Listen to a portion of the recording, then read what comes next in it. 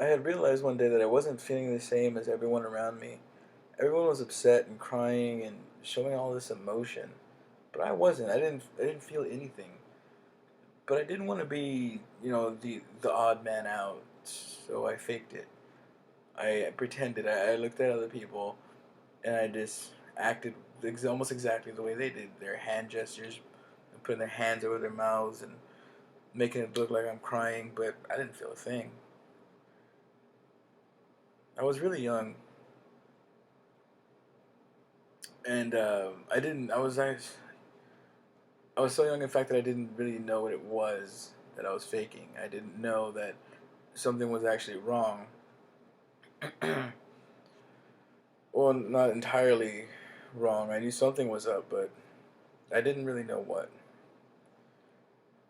This also carried over into other things. See, I was really upset all the time, usually because of other circumstances, and it always I was always overly sensitive, and it's something I kind of regret. Kind of like I would get offended by anything almost all the time, and to try to cover it up, I would pretend, just like how I pretended emotion.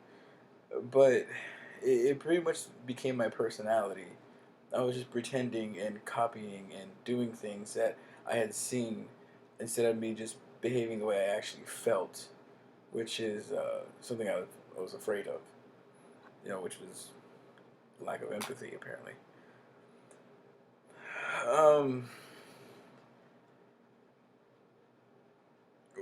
when I was younger, I mean, it was okay, I guess, because you can just write it off as immature. Immaturity is expected of someone who's a preteen.